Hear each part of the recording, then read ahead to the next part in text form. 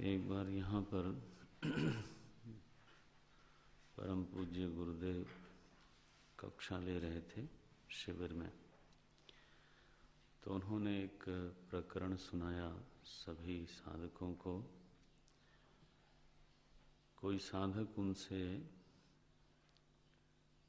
समय लेकर के मिला, बड़ा आग्रह था कि स्वामी जी मुझे व्यक्तिगत रूप से समय दिया जाए, कोई बहुत आवश्यक बात करनी है। अच्छा, दिया गया। तो अब उसका परिणाम ये हुआ, जब वो मिले कुटिया में तो बोले, स्वामी जी मैं शिविर में तो आया हूँ, लेकिन मैं ईश्वर को नहीं मानता, ईश्वर में मेरा कोई विश्वास नहीं है। ये शब्द उसने बोला। और ये मैं सबके सामने, ऐसे सभा में प्रश्नोत्तर होता था तो वहाँ भी वो पूछ सकता था, लेकिन अब उनकी अपनी मर्यादा रही होगी। उन्होंने कहा कि हम इसको सबके सामने पूछना नहीं चाहते थे दोनों के लिए ही मुझे लगा ठीक नहीं होगा।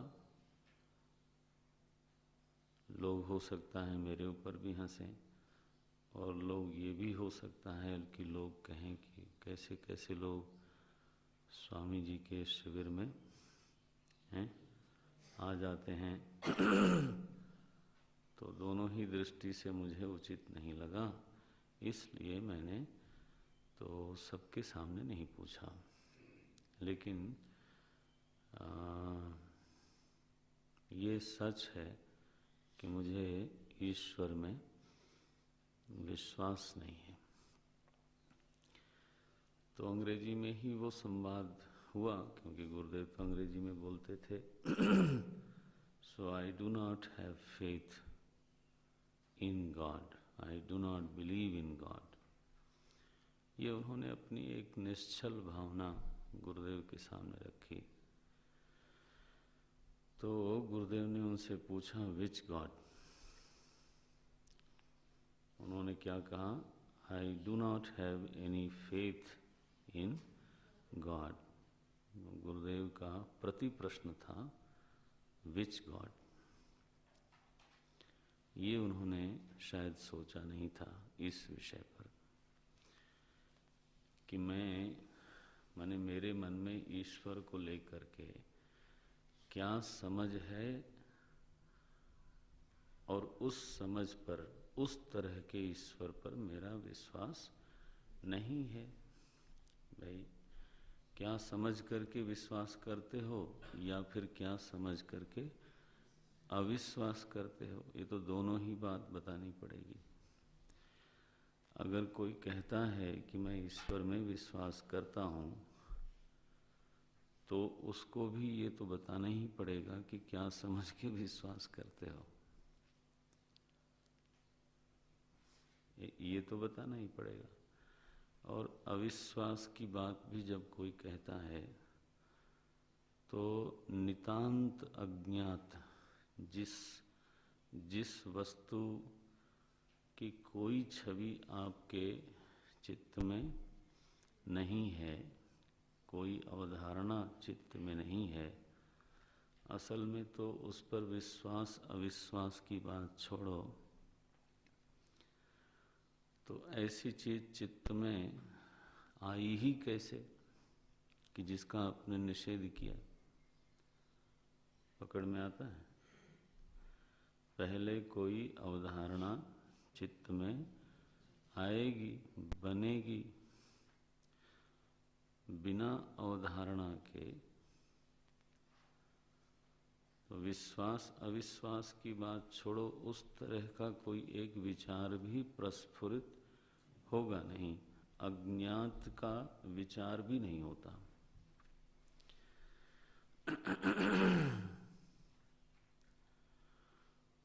होता यही है कि जब हम अवधारणा कोई सुनते हैं और उसको समझ भी लेते हैं कि शायद ये कहना चाहते हैं ये, फिर वह अवधारणा हमारी बुद्धि को यदि स्वीकार हुई तो हम उसको स्वीकार करते हैं। यदि नहीं स्वीकार हुई तो हम, हाँ, चाहे वो किसी भी विषय में अवधारणा हो, तो हम उसको फिर स्वीकार नहीं करते।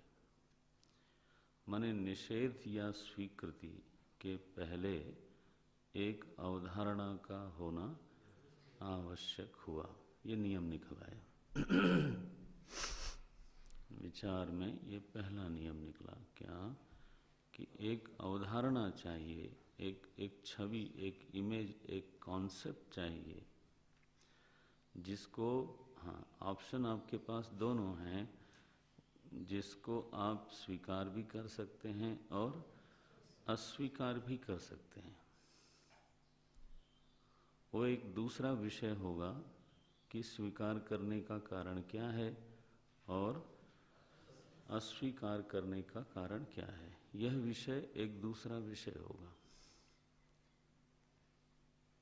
लेकिन पहले तो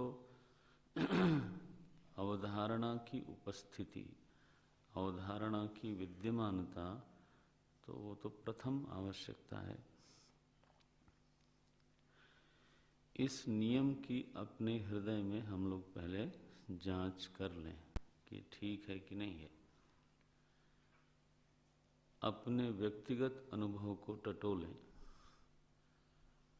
कि जितनी चीज़ों का मैं निषेध करता हूँ, उस निषेध करने के पहले निषेध्य अवधारणा हमारे चित्त में होती है या नहीं होती। अगर है ही नहीं तो निषेध किसका किसका। अच्छा, जितनी चीज़ों का हम स्वीकार्य करते हैं, इवन दैट, बोले हमने स्वीकार किया, किसको? वो तो स्वीकार्य वस्तु, स्वीकार्य अवधारणा का स्वीकृति के पूर्व में होना आवश्यक है। तो गुरुदेव का जो प्रश्न था उस साधक के प्रति, वो अत्यंत समीचीन है। क्या उन्होंने कहा, which God you do not have faith in. वो कौन सा ईश्वर है, क्या इमेज है ईश्वर शब्द को लेकर के आपके चित्त में, क्या अवधारणा है, क्या समझ है, क्या छवि है जिसको आप स्वीकार नहीं कर पाते। तो उन्होंने जितना सुना था ईश्वर के बारे में, तो और जो समझा था वो गुरुदेव के सामने बताया कि हम सुनते हैं कि ईश्वर जो है वो सभी लोगों का शासक है, सारी दुनिया उसने बनाई, और अब ऐसा कोई बनाने वाला है ये बात हमारी समझ में आती नहीं। और बनाई तो फिर वो किसी को ऊंचा, किसी को नीचा, किसी को सुखी, किसी को दुखी, किसी को रोगी, किसी को स्वस्थ, कहीं भूख और कहीं विलास। और ऊपर से कहते हैं लोग कि वो न्यायी है, और कहते हैं दयालु है, और लोगों के भीतर इतनी वेदना भरी हुई है और फिर भी दयालुता शब्द का उच्चारण करते हैं। स्लम में जीवन का स्तर देखिए, कई देशों में जीवन का स्तर देखिए, बच्चे रोगी निकलते हैं, उनकी पीड़ा देखिए। माने जो एक बात कही जाती है, तो ईश्वर को सामने ला करके ऐसा बार बार प्रतीत होता है कि मनुष्य के पुरुषार्थ को अवरुद्ध कर दिया जाता है, और जो इन सब का दोषी है उस दोषी को कहीं न कहीं ओट मिल जाती है। जो एक्सप्लॉइट करने वाले लोग हैं, शोषण करने वाले लोग हैं, तो उनको वोट मिल जाती, ओट मिल जाती है, एक एक आश्रय मिल जाता है, अपने को छिपा लेते हैं। ओट का मतलब है छिपा लेना, उसके पीछे हो जाते हैं। तो मानो कोई दलित है, मर्दित है, वो हो सकता है गलत नीतियों के कारण हो, और वो गलत नीतियां किन्हीं लोगों ने स्वार्थवश बनाई हो, तो वो लोग तो इस वोट में चले गए कि भाई तुम अगर दुखी हो, तुम अगर अभाव में जीते हो, तुम्हारे जीवन में अगर अवसर कम है, तो किस लिए कम है? तुम्हारा ईश्वर की जैसी इच्छा है। तो यह जो समाज में ईश्वरवाद है, अथवा कदाचित उसी के करीब करीब भाग्यवाद है अथवा प्रारब्धवाद है, ये दोनों में समानता क्या है? प्रारब्ध और ईश्वरवाद में दोनों ही अदृष्ट हैं। न प्रारब्ध आपको दिखता है, न ईश्वर आपको दिखता है, और ऐसी चीज का नाम लिया जा रहा है जो आपके जीवन में सब कुछ के लिए उत्तरदायी है, जिसको आप जानते नहीं, देखते नहीं, देख सकते नहीं। देखो, ये सब आक्षेप हैं दार्शनिक विचारों पर, और ये जो आक्षेप हैं वो भी दार्शनिक हैं। ये जो विचार नहीं कर सकता, वो लोग ऐसे आक्षेप भी नहीं कर सकते। तो उनके विचार का आदर होना चाहिए। अगर किसी के विचार में तो कोई प्रश्न आता है, तो उसमें क्या दिक्कत है? दिक्कत कहाँ होती है? जब उस विचार के पीछे पीछे एक रोष होता है, उस विचार के पीछे एक कड़वाहट होती है, और फिर उसी कड़वाहट के पीछे पीछे घृणा आती है किन लोगों के प्रति? जिन लोगों ने ये ईश्वर शब्द का उच्चारण किया अथवा प्रारब्ध शब्द का उच्चारण किया, उनके प्रति रोष है, उनके प्रति घृणा है, उनके प्रति चित्त में एक कटु भावना है, कड़वाहट है।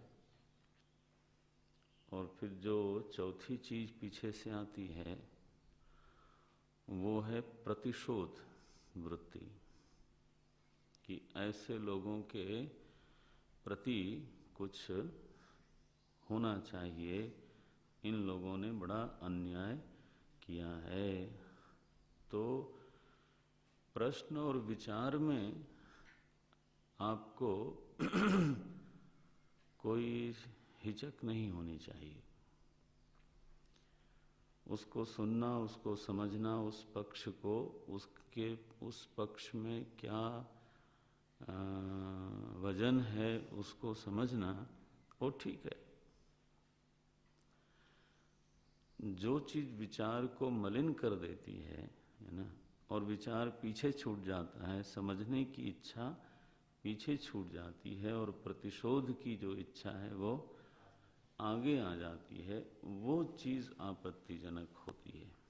क्योंकि वह विचार को कहीं न कहीं प्रश्न आया विचार से, और फिर विचार ही पीछे चला गया। विचार से प्रश्न आए और विचार को ही मार दे, तो ऐसी वृत्ति से बचने की आवश्यकता है। तो विश्व में ऐसे विचारक हुए हैं जिन्होंने ईश्वरवाद को मनुष्य जाति के एक वर्ग के लिए षड्यंत्र का रूप माना है।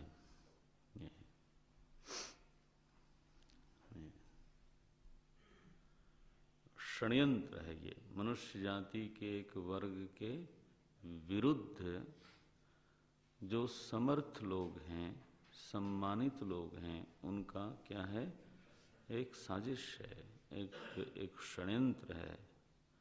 और उस षड्यंत्र में फिर जो पढ़े लिखे लोग, विचारक लोग हैं वो भी हैं, जो शासक वर्ग है वो भी है, और जो व्यापारी वर्ग है, समृद्ध लोग हैं वो भी हैं। और इन तीनों का ही जो स्वार्थ साधन है वो ईश्वरवाद से होता है।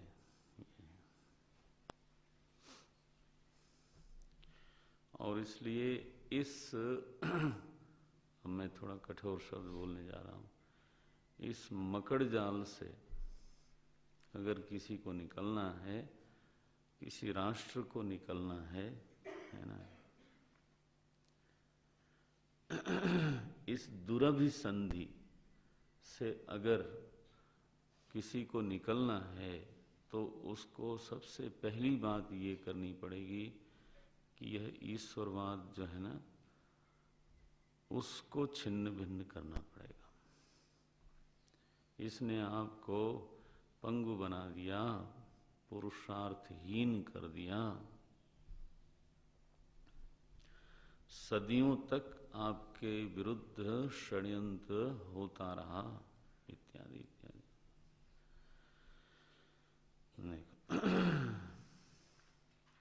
इसलिए लोगों ने कहा कि जो धर्म है, धर्म को बिना समझे, असल में ईश्वरवाद, जो ईश्वरवाद है वो एक प्रकार का अफीम है, ये भी कहा गया।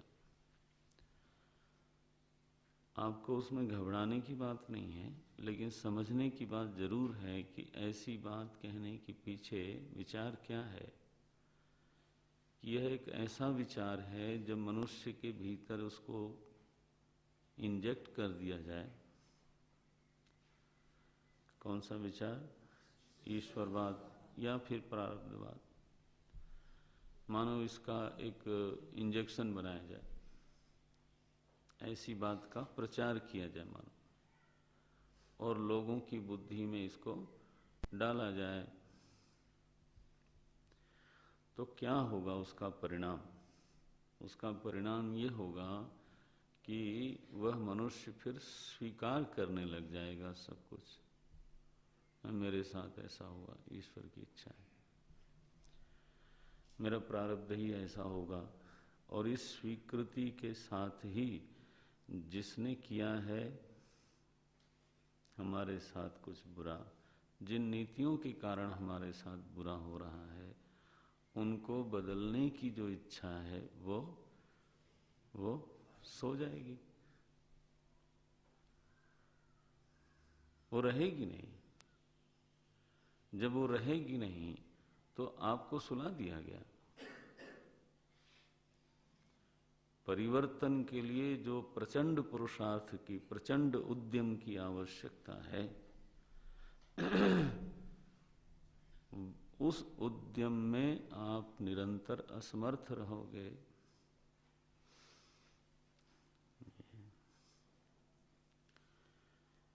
इसलिए ऐसे विचारक हुए, विश्व में हुए, और उनके विचारों का बहुत लोगों ने स्वागत भी किया। उन विचारों का विश्व पर प्रभाव पड़ा। विश्व के लगभग आधे देश करीब 50 वर्ष तक इन्हीं विचारों के अनुसार अपना शासन चलाते रहे। माने आधी दुनिया इन विचारों से प्रेरित होकर के अपना शासन चलाती थी, जिसको आप कम्युनिस्ट कंट्री बोलते हैं। आधी आबादी, आधा विश्व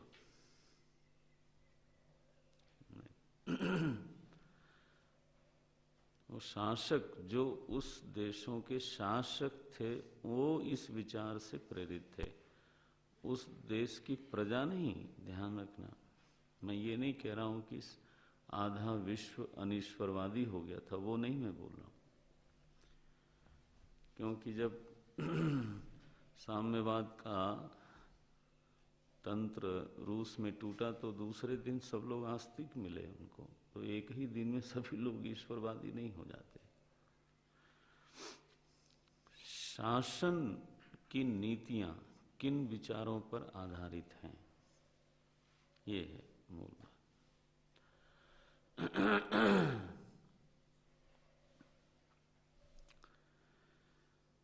तो इसमें नियम कैसा बनता दिखाई दे रहा है कि अदृष्ट की स्वीकृति प्रचंड उद्यम को अवरुद्ध करता है और प्रत्यक्ष नीतियों के परिवर्तन की आकांक्षा को मूर्छित करता है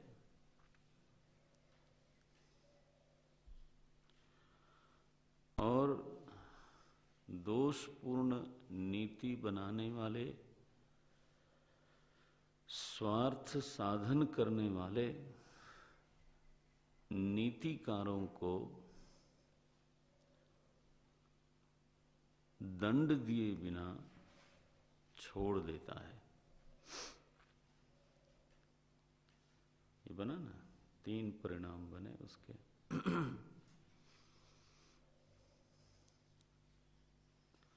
जो दृष्ट कारण है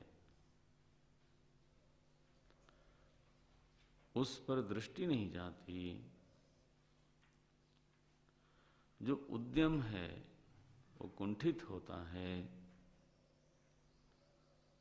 जो नीतियां हैं वो बनी रह जाती हैं, माने जो त्रुटिपूर्ण नीतियां हैं वो बनी रह जाती हैं दीर्घ काल तक, और जो ऐसे नीतिकार हैं जिन्होंने स्वार्थ साधन के लिए ये षड्यंत्र किया, उनको कोई दंड नहीं देता।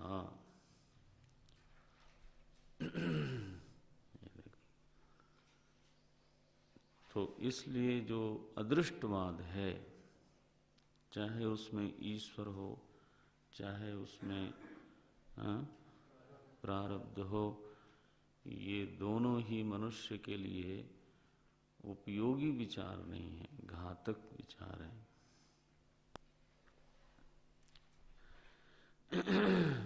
एक तो ये पक्ष है इसका। दूसरा पक्ष है कि इन ईश्वरवादियों ने विश्व में मनुष्य जाति को बांटा,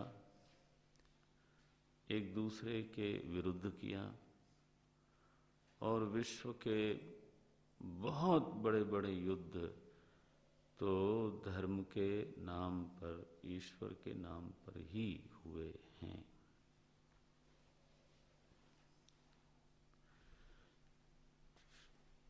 ये भी बात कही जाती है, सही है वो।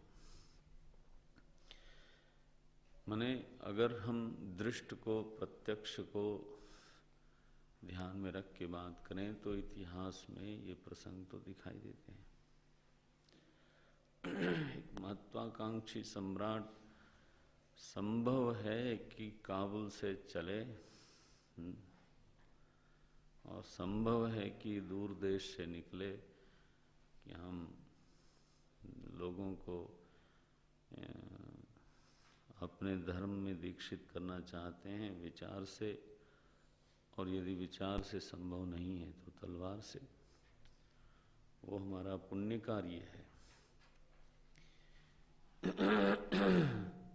और इसलिए उनको कभी ऐसा करने में अपराध बोध भी कदाचित हुआ कि नहीं, संशय की बात है, ग्लानि नहीं हुई। जब कहा गया कि तलवार जनेऊ में डूब जाए तब मैं नाश्ता करूंगा तो वो ग्लानि होती तो ऐसा क्यों करते। उनको शायद इस बात की अनुभूति होती होगी कि जो धर्म विरोधी, जिसको लोग काफिर शब्द बोलते हैं, तो उनको हमने उनके भार से पृथ्वी को मुक्त कर दिया, ये बड़ा अच्छा हुआ। उसके लिए मिशन बने धर्म परिवर्तन के लिए मिशन बने, आत्मा को परमात्मा से जोड़ने के लिए नहीं, लोगों को संस्कारी बनाने के लिए ही नहीं, है ना। दैवी संपत्ति संपन्न लोग हो जाएं विश्व के, कि इसके लिए मिशन नहीं, वो बहुत गौण उद्देश्य है। मुख्य उद्देश्य क्या है? धर्म परिवर्तन। इसलिए all the resources has to be channelised towards this direction. और जब उस तरह का प्रयास होता है संगठन बना करके, तो सफलता भी मिलती है। यरूशलेम के एक थोड़े से छोटे से क्षेत्र से वो मिशन आरंभ होता है, और आज 3/4 भाग पृथ्वी नारायण, तो उसी मत के अनुसार धर्म को स्वीकार करती है, ऐसा परिणाम दिखाई देता है। टारगेटेड स्टेट होते हैं। तो उत्तर पूर्वी जो हमारे राज्य हैं, उसमें मणिपुर को छोड़ करके सारे राज्य, हाँ, पूरी तरह से इस समय एक धर्म विशेष में दीक्षित हैं, पूरी तरह से। वो अपने आप हो गया ये नहीं बोल सकते आप, ये एक्सीडेंट से हो गया ऐसा नहीं बोल सकते। उसके पीछे एक दीर्घकालिक योजना है, साधन है, निरंतर प्रयास है, तभी हुआ ना ये। लोगों ने उड़ीसा को टारगेट बनाया, पीछे जब मिस्टर पोप आए तो आदिवासी क्षेत्र जो है वो उनका बड़ा प्रिय क्षेत्र होता है। तो फिर लोगों को शायद थोड़ी जागृति आ गई, दूसरे धर्म के लोगों को, तो वो लोग संगठित हुए। माने एक संघर्ष कहीं न कहीं रहता है समाज में, बंटवारा होता है, वर्ग बनता है, युद्ध होते हैं, घृणा होती है।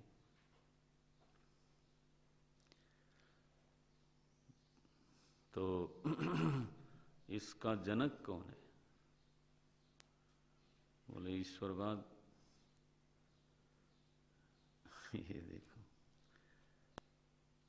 हीरानंद वात्स्यायन अग्नि बहुत बड़े उपन्यासकार हुए हिंदी साहित्य में। उन्होंने एक उपन्यास लिखा, शेखर।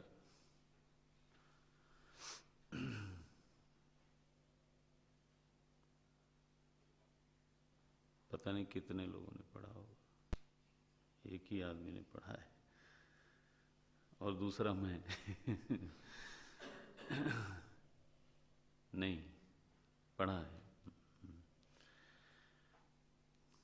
प्रयागराज वालों को तो पढ़ना चाहिए, साहित्य की भूमि है। तो उसमें जहाँ तक मुझे याद है, तो मुझे करेक्ट कर देना बाद में अगर गड़बड़ हो तो, कि यहाँ नहीं करना कि वो जब बच्चे का जन्म होता है तो अब उसका नामकरण होगा। अब देखो, इन सारी परिपाटियों पर एक चोट है। तो वो उस बच्चे ने से पूछा नहीं गया, ना वो सोच सकता है, लेकिन फिर उसका एक नामकरण हो गया जो हिंदू धर्म से या बौद्ध धर्म से संबंधित है। फिर उसकी कोई दीक्षा हुई, दीक्षा इन द सेंस बपतिस्मा हो, चाहे उसका और कुछ हो, सुन्नत हो, या जो भी है। तो माने जो समाज है उसने उस बच्चे से बिना पूछे, है नहीं, तो अब पूछने का क्या, वो तो छोटा बच्चा है तो बोले उसको एक दिशा दे दी। उसका स्वयं का निर्णय क्या है? बोले कोई नहीं, और फिर उसी दिशा में वो चलता रहेगा। बाद में वो जब चिंतनशील होकर के निकलता है तो इन बिंदुओं पर सोचता है वो कि जो एक व्यक्ति के रूप में जो जन्मा, उसको किसी ने बौद्ध बना दिया, किसी ने क्रिश्चियन बना दिया, किसी ने सुन्नत करके मुसलमान बना दिया, उसमें उसकी क्या भूमिका है? ठीक है, the faith has been decided by someone else, and this faith will guide him throughout his life. ये मार्क्सवादी विचार हैं जो अज्ञेय जी ने सामने रखे। इसको देखो, जब तक हम शास्त्रों को ना वैश्विक परिप्रेक्ष्य में नहीं लेते हैं, तब तक वो केवल जो उनकी महिमा है ना, वो निखर के सामने आती नहीं, और आपके चित्त पर भी उन मंत्रों की छाप पता नहीं कितनी पड़ती होगी। एटलीस्ट मेरे चित्त का वो स्वभाव नहीं है। ये तो शब्द प्रमाण है, और वो उसका प्रमेय इस समय क्या बन रहा है? ईश। पहला ही शब्द क्या है? ईश। और उसके विरुद्ध इतने विचार हैं। ये सीखना चाहिए। मैं हमारे कई विद्यार्थी लोगों को देखता हूँ, सीनियर लोगों, उनको वो शास्त्र का वहीं पर जो व्याकरण होता है वो कदाचित आता होगा, कदाचित स्रोत स्मार्त शब्द आएगा, लेकिन जो उस विचार का वजन वैश्विक परिप्रेक्ष्य में है ना, जो वर्तमान संदर्भ में उस विचार की मजबूती है, उसको देखना चाहिए, उसको तौलना चाहिए। चिंतन का मतलब यही होता है, अनुवाद करना चिंतन का मतलब नहीं होता है। तो हमारे गुरुदेव से एक बार पूछा उन्होंने, मैं उनके साथ था, बड़ी कृपा है प्रभु की कि वो साथ बहुत रहा। तो रीवा में था, गोविंद सागर है ना रीवा में, गोविंदगढ़। वो सरोवर पार करके फिर टीले पर महल बना हुआ है, तो वहाँ पर प्रीति भोज था गुरुदेव के लिए। तो हम साथ में थे, नाव से जाना पड़ता है। चारों तरफ मीलों लंबा चौड़ा जलाशय है। तो वहाँ जो मध्य प्रदेश के उस समय डीजीपी थे, वो भी थे। तो उन्होंने ये प्रश्न किया। क्या प्रश्न किया? बोले, स्वामी जी,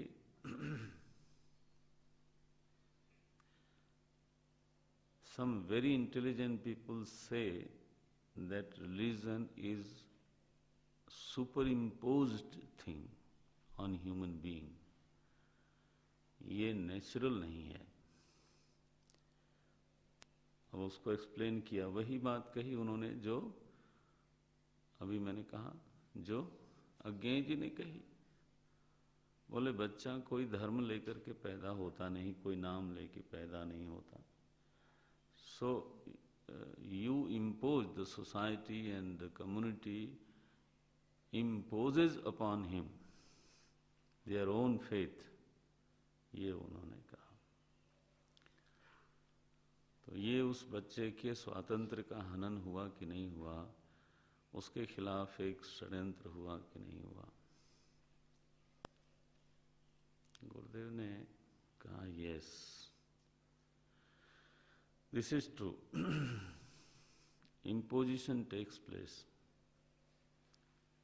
But the point is कि it is, सुनना ध्यान से इसको, the point is that is it negative for that child, for that जीवा, or positive? या उसके लिए हितकारी है या उसके लिए अनिष्टकारी है। हानिकारक है। जहाँ तक आरोप का प्रश्न है, इम्पोजिशन का प्रश्न है, अब गुरुदेव का उत्तर देखो, ही वह जो वैश्विक जैसा उनका चिंतन होता था।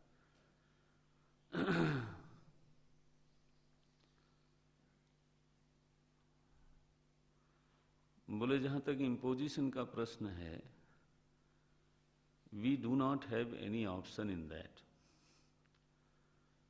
उन्होंने कहा जो तुम भाषा बोल रहे हो, the language you are speaking, that is also imposed upon you, you never came with this language, and the cloth you are wearing, that is also imposed upon you, and the manner you have and you are very proud of it, कि and this is how it should be, चम्मच ऐसे होना चाहिए, table ऐसे लगनी चाहिए, एक दूसरे को ग्रीट ऐसे करना चाहिए, प्रणाम करना चाहिए कि हाथ मिलाना चाहिए, प्रणाम भी करना चाहिए तो घुटने दोनों टिकने चाहिए या एक टिकने चाहिए। वीर प्रणाम जो है वो दोनों घुटने टेक के नहीं होता। एक आप देखते हो ना हनुमान जी की जो मुद्रा है उसी में वीर मुद्रा है वो। तो आप देखते होंगे कभी नाटक में, कभी उसमें, कि जब राजकुमार या कोई सेनापति प्रणाम करता है तो मैक्सिमम एक घुटना टिकता है, एक पैसा लगता है। हमारे यहाँ ये प्रथा थी। तो गुरुदेव ने कहा the manner you are very proud of it, वो that is also superimposed upon you, nothing came natural. और अगर तुम्हें नेचुरल की बात करनी हो तो मेरे ख्याल से गाय और बैल जो हैं, they are the most natural being, living being. तो वैसा ही फिर रहना चाहिए। तो यूनिवर्सिटी की जरूरत क्या है? That is also the instrument of imposition only. आरोप का ही वो एक संस्थान है जो विचारों का आरोप करता जाता है। तो सारी जो मानव जाति का वैशिष्ट्य है जिसको लेकर के, और अंत में गुरुदेव ने एक बात कही, and you know the people who से लाइक दिस, उनका जो साम्यवाद है वो भी उनके ऊपर इम्पोजिशन है। Nobody came as a communist. ये देखो, प्रखर विचार होना चाहिए, तब समझ में आता है कि मैं जो सोचता हूं उसमें भी कोई दोष हो सकता है।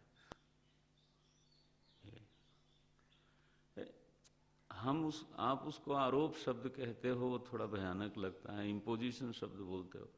दूसरा आदमी उसको संस्कार बोलता है, द्विज कहता है उस व्यक्ति, उस बच्चे को द्विज कहा जाता है। जब माँ के गर्भ से जन्म लेने के बाद एक जन्म वो और ले, द्विवारम जायते इति, द्विज माने जो दूसरी बार जन्म ले, संस्कारों के गर्भ से जब जन्म होता है तभी उसको हम द्विज बोलते हैं। इसलिए दांत को भी द्विज बोलते हैं, मालूम है आप लोगों को?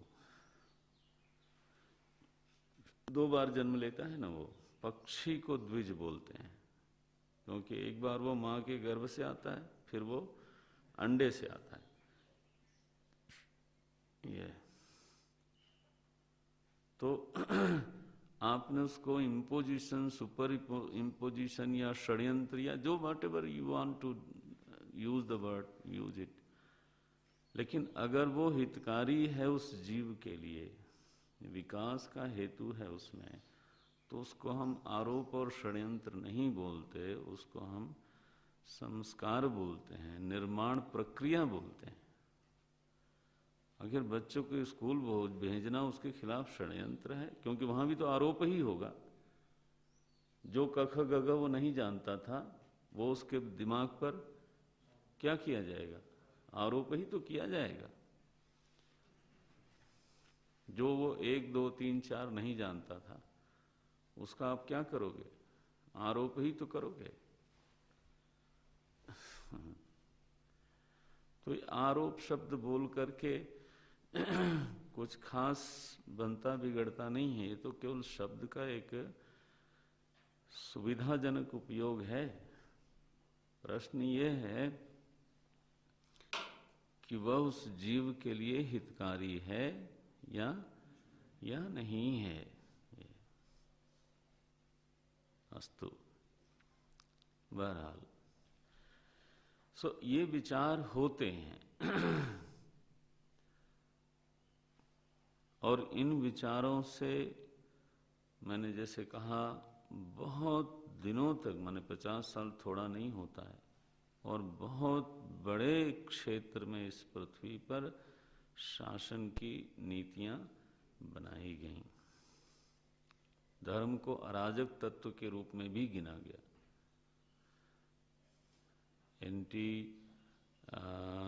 एंटी नेशनल एलिमेंट, इस तरह से हमें सुनने को मिला।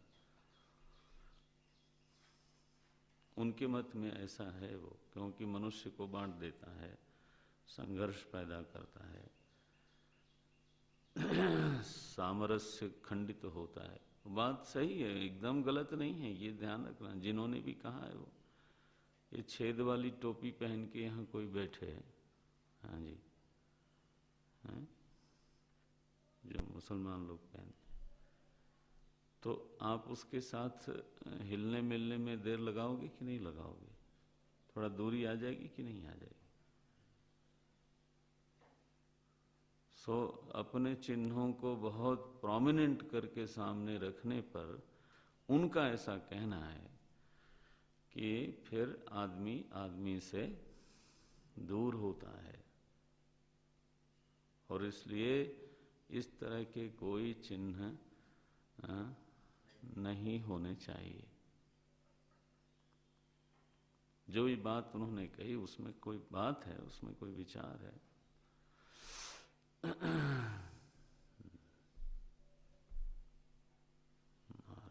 ये रहा पूर्व पक्ष आपका। इसका ईश शब्द का ऐसा, इसका उत्तर मैं दे दूं नहीं तो रह जाएगा, ये धार्मिक चिन्हों का, क्योंकि आप लोग अभी शिखाधारी सब लोग हो, तो ये तो मनुष्य को बांटने वाली बात हो गई।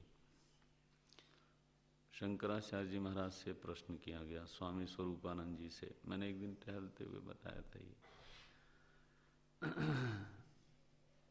द्वारिका पीठ के शंकराचार्य जी हैं, बहुत विद्वान व्यक्ति हैं। अब आदमी बहुत सक्रिय होता है ना, तो कोई कोई ऐसा कदम उठता है जो सबको समझ में नहीं आता, कोई विरुद्ध होता है, कोई अनुकूल होता है, वो पक्ष छोड़ दीजिए। लेकिन जहाँ तक उनकी विद्वत्ता और साधना की बात है, उसमें कोई शंका वाली बात नहीं है। परिषद के लोग उनको कांग्रेसी शंकराचार्य बोलते हैं। परिषद माने हिंदू विश्व परिषद। उनके विचार उनसे ज़्यादा निकट में हैं, तो अब हमारा पक्ष के विरुद्ध गया तो विरुद्ध हो गए। प्रतिकूलम वेदनीयम, नॉट दैट कि उनमें कोई खराबी होगी, क्योंकि हम जहाँ से देख रहे हैं वहाँ से वो अपोजिशन पार्टी दिखती है। तो इसलिए उसके कारण अपने होते हैं, उसको छोड़ दीजिए। मैंने उनको प्रवचन में भाष्य की पैराग्राफ उद्धृत करते हुए सुना है।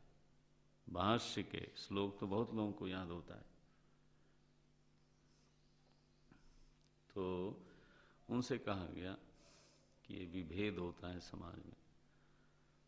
तो सरल सा एक दृष्टांत दिया उन्होंने। बोले आपको एकता कैसी चाहिए, संतरे वाली या खरबूजे वाली? खरबूजे में बाहर उसके छिलके पर चिन्ह बने रहते हैं, लगता है कि फांक फांक सारे अलग हैं। जब आप छिलका उतारते हो तो उसमें कोई विभाजन नहीं होता। तो अखंडता एकता अंतरंग है और विभाजन बहिरंग है।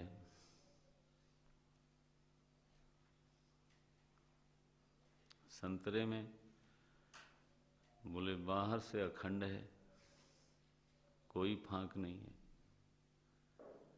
छिलका उतारो तब पता चलेगा कितने खंड हैं। तो बोले आपको राष्ट्रीय अखंडता किस तरह की चाहिए? बाहर से सब अखंड अखंड लगे, सबको सूट पैंट पहना दो, सबको एक जैसा यूनिफॉर्म कर दो, संतरा बन जाएगा। फिर तो किसी को रंग भी मत पहनने दो, क्योंकि उससे भी आदमी अलग पहचाना जाता है।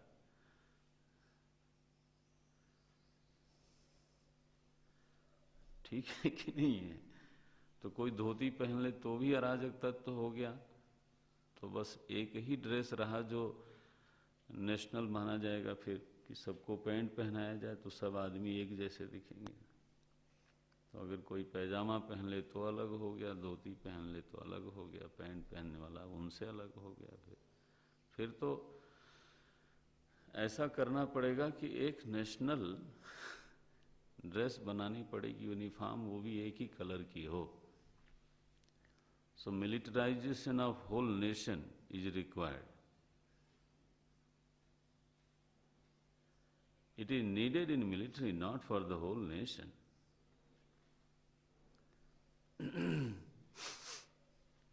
कैसी अखंडता चाहिए आपको?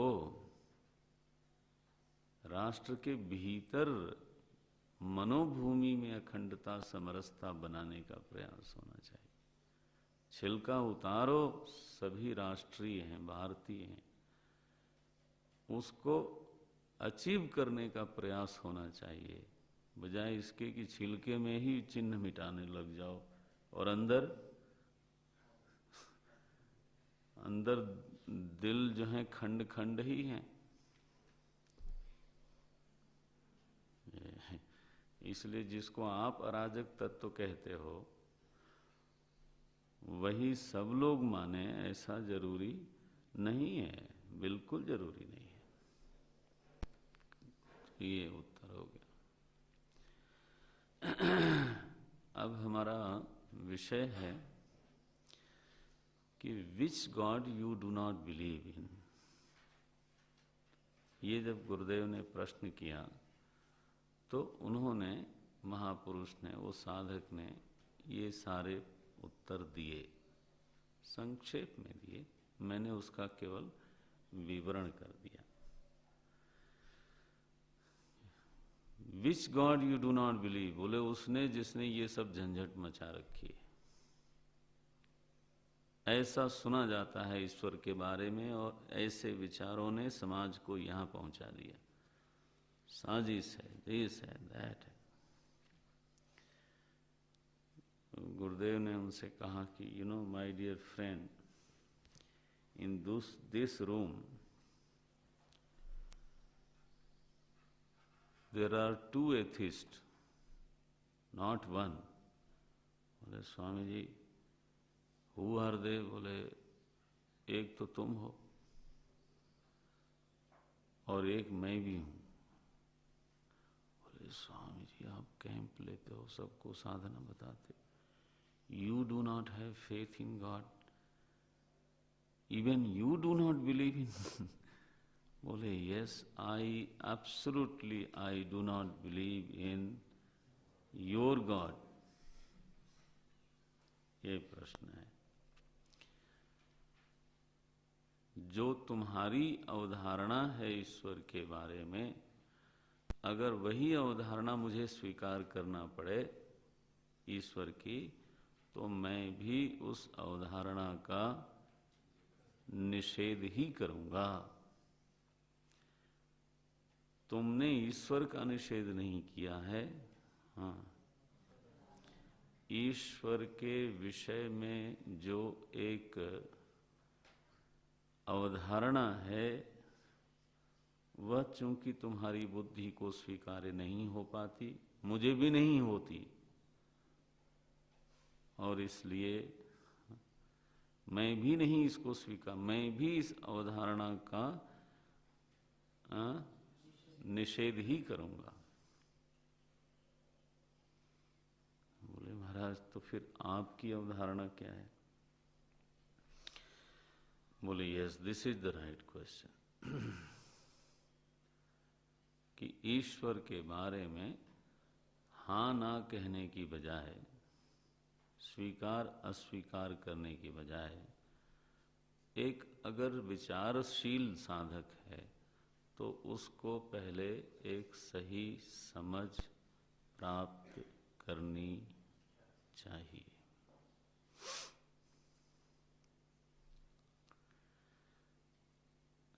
ठीक है। ईश्वर शब्द का अर्थ क्या है शास्त्र में, इस पर विचार होना चाहिए। किसको कहा गया है ईश्वर? जैसे हम कमल शब्द बोलते हैं तो उसका अर्थ हमको मालूम होता है कि ये है इसका अर्थ। जब हम घड़ी बोलते हैं तो उसका अर्थ हमको मालूम है ना? शब्द के साथ उसका अर्थ का संबंध स्पष्ट होना चाहिए। जब हमें कहा जाता है पुस्तक ले आओ तो हम घड़ा नहीं लाते हैं। हम सबको बड़ा साफ शब्द मालूम है कि पुस्तक शब्द का अर्थ क्या है। इस पुस्तक नाम का नामी कौन है?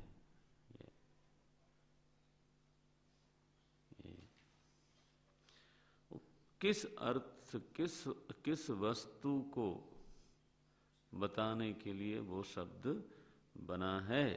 ये तो ईश शब्द वाचक है, उसका वाच्य क्या है? ईश एक नाम हुआ, उसका नामी कौन है? ईश एक अभिधान है, उसका अभिधेय कौन है? वह जो तुमने कल्पना कर रखी है, तो तुम ही प्रमाण हो गए। फिर ईश्वर शब्द जिस अभिधेय का वाचन करता है, उस अभिधेय का प्रमाण प्रत्यक्ष है, अनुमान है, उपमान है, अर्थापत्ति है, अनुपलब्धि है, या शब्द प्रमाण है। माने अब आपको प्रमाण विचार जो हुआ है उसकी मदद ले लीजिए कि जिस विषय पर हम जानकारी चाहते हैं, जिस विषय को हम समझना चाहते हैं, उस विषय में प्रमाण क्या है? पहला तो वो तय होना चाहिए। रूप के विषय में अगर हमको सही जानकारी प्राप्त करनी है तो हम कहाँ जाएंगे? हम नेत्र प्रमाण के पास जाएंगे। तो अगर किसी पकवान के स्वाद की जानकारी लेनी है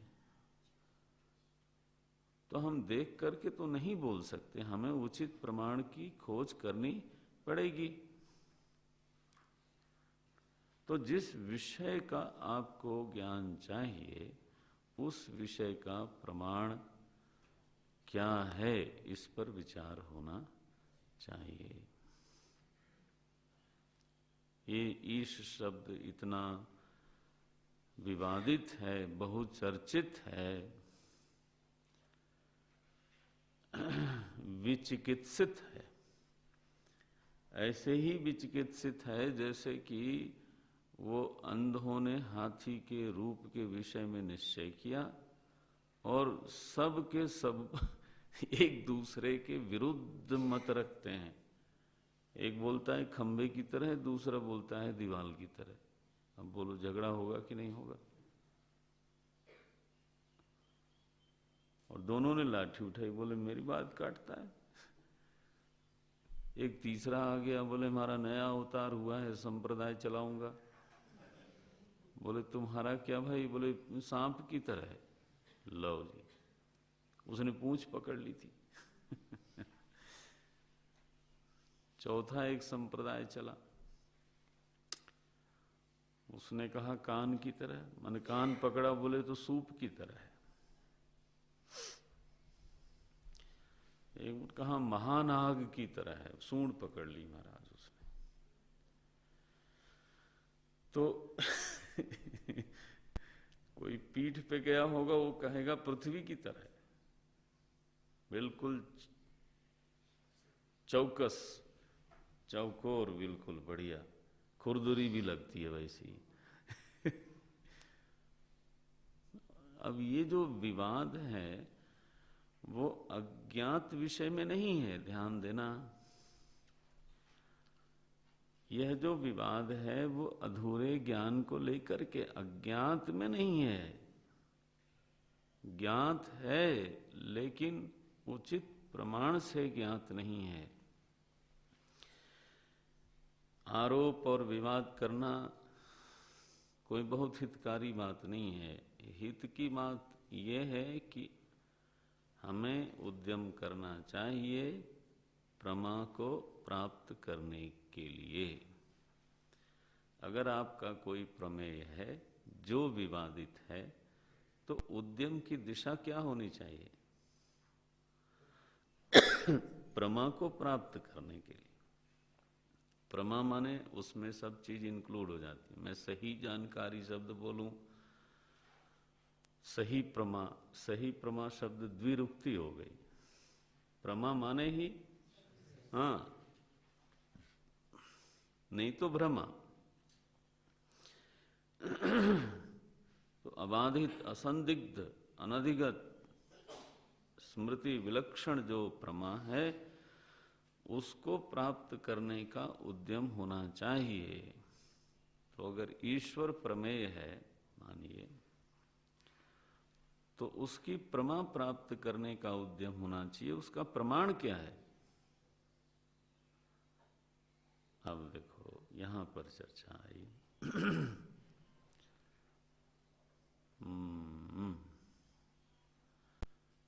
प्रत्यक्ष है प्रमाण, या प्रत्यक्ष पर ही आश्रित अनुमान है प्रमाण। ये दोनों ही प्रमाण का विषय ईश्वर नहीं बनता।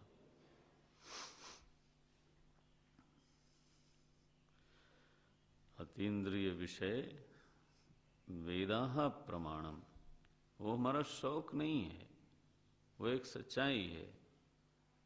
इंद्रिय के अतीत विषय में व्याप्ति ही नहीं बनती। व्याप्ति माने साहचर्य दर्शन, संबंध का ज्ञान, व्याप्य व्यापक संबंध का ज्ञान। तो साहचर्य कहां बनेगा जब प्रत्यक्ष का वो विषय ही न हो? तो जब भी व्याप्ति बनती है तब कहां बनती है? प्रत्यक्ष में बनती है। इसलिए अनुमान तो नितांत प्रत्यक्षाश्रित है, उपमान भी प्रत्यक्षाश्रित है। इसलिए यह एक सच्चाई है कि कुछ ऐसे प्रमेय होते हैं जो अनुमान आदि प्रमाणों से अतीत होते हैं। मूल प्रमाण उनका शब्द है, और उसमें भी आप्तवाक्यम शब्द जब करेंगे तो उसमें भी आएगा वेद है। फिर वेदानुकूल अंश में तो स्मृति, पुराण, इतिहास, सूत्र ग्रंथ, सारे शास्त्र प्रमाण हो जाएंगे। और उसको समझने में, जो शास्त्र प्रमाण है उसको समझने में, उसकी कही हुई बात के अनुकूल जो अनुमान आदि का प्रयोग है वो हितकारी होता है।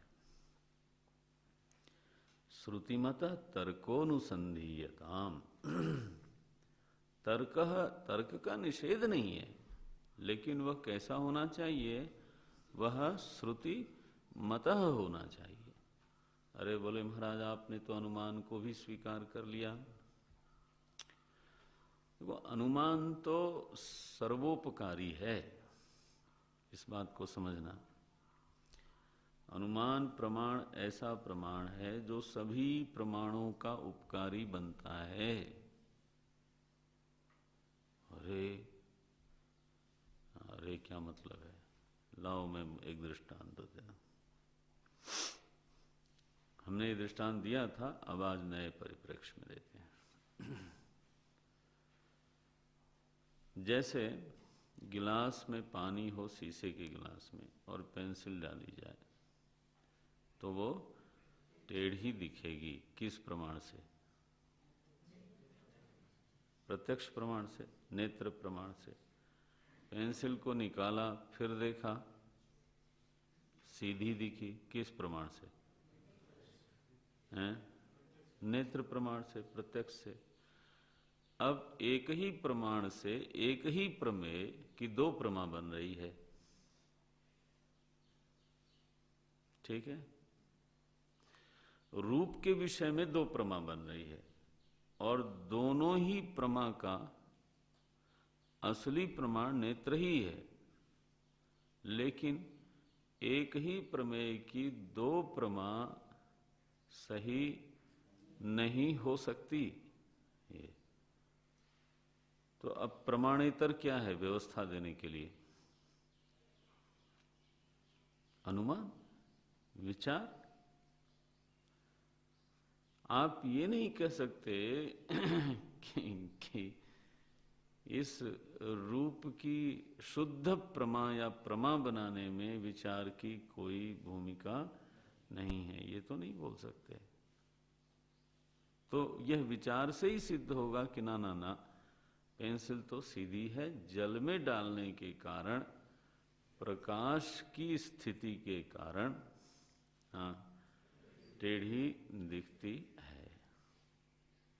तो प्रत्यक्ष प्रमा की उपकारी यह अनुमान प्रमाण हुआ कि नहीं हुआ? देखो, ठीक हो गया। इसमें एक चीज और जोड़ लेना कि यह जो विचार भी हुआ, यह प्रत्यक्षानुकूल हुआ या प्रत्यक्ष के विरुद्ध होगा? माने अनुमान से आप एक ऐसी चीज सिद्ध कर दो जो प्रत्यक्ष के विरुद्ध हो, तब ऐसा अनुमान क्या होगा? त्याज्य होगा, अहितकर होगा। मानो कोई, मान लीजिए थोड़ी देर के लिए, कोई ऐसा तार्किक आवे जो कहे वहां दो पेंसिल है, सिद्ध किया। मानो ऐसी तर्क रचना कर सकता है व्यक्ति कि वो एक को दो सिद्ध कर दे। मुझे एक दिन कोई गणित समझा रहा था कि 2 और 2 हमेशा 4 नहीं होते। somebody was telling me, और वो साइंस के हिसाब से समझा रहे थे। तो ही कैन प्रूव इट। अच्छा ठीक है, अब प्रूव इट किया आपने, लेकिन वो कैसी सिद्धि हुई? प्रत्यक्ष के विरुद्ध हुई। ऐसे ही सिद्धियों के ऊपर परिहास किया जाता है कि ठीक है भाई, जो आम आपने सिद्ध किया है वो आप खाओ, हाँ, और जो प्रत्यक्ष है वो हम खाते हैं।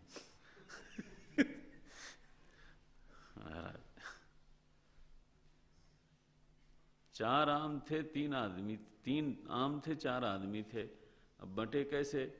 वो तार्किक ने कहा हम 5 सिद्ध कर देंगे, बटने में क्या है? वो सिद्ध किया महाराज 5, आम 3 थे, वो जो तीनों थे दूसरे ना, वो अपना खा गए चट। बोले अब लाओ हमारा हिस्सा। अब बोले आपने 2 लेना है, हम लोग तो एक एक करके ही संतुष्ट हैं।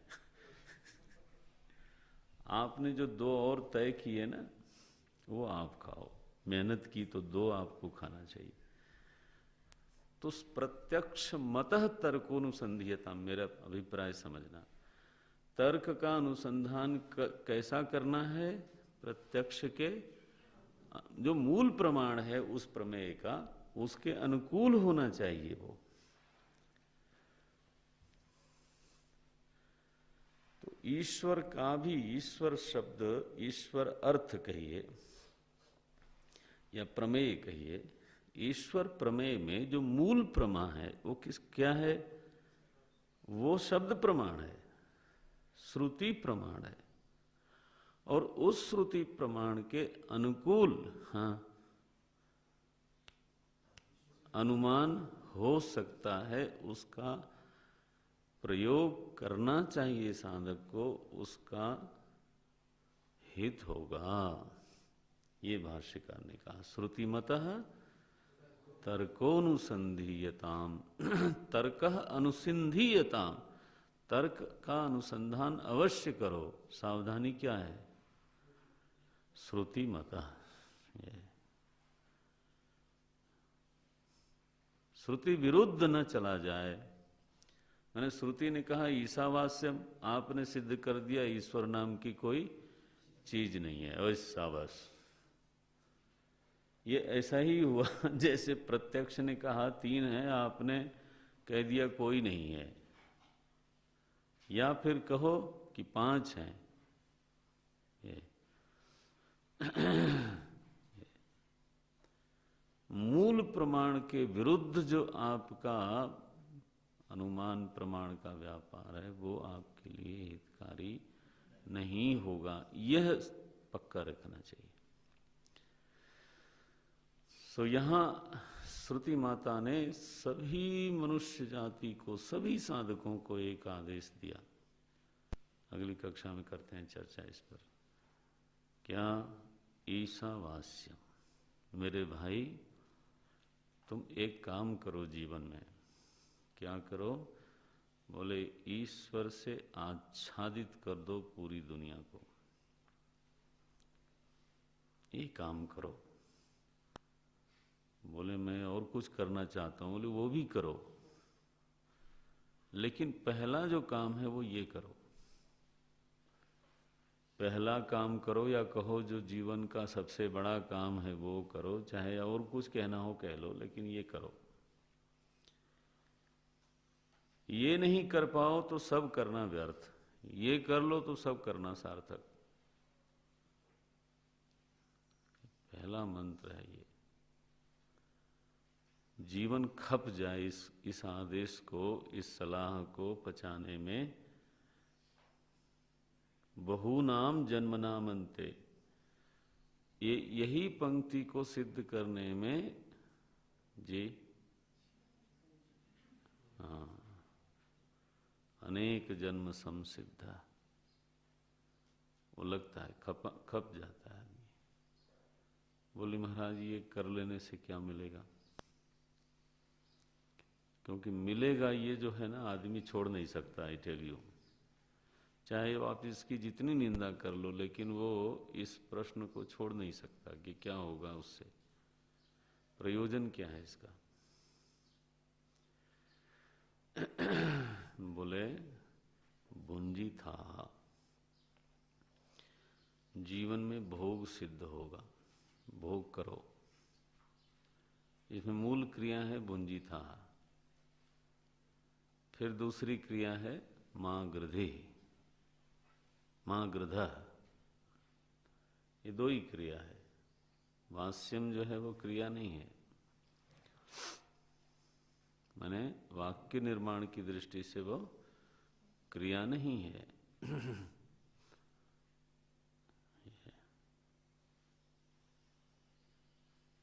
भुंजी था, भोग करो। भोग माने, भोग शब्द से क्या निकलता है? अर्थ भाव क्या निकलता है? भोग माने रस लो, आनंद लो। अंग्रेजी में भोग शब्द का अर्थ क्या कहते हैं? एंजॉय योरसेल्फ, यही तो, एंजॉय योरसेल्फ। ये देखो, तो इसका क्या मतलब है? भुंजिथा का अर्थ क्या निकला? हे मनुष्य, आनंद रस लो, आनंद का भोग करो,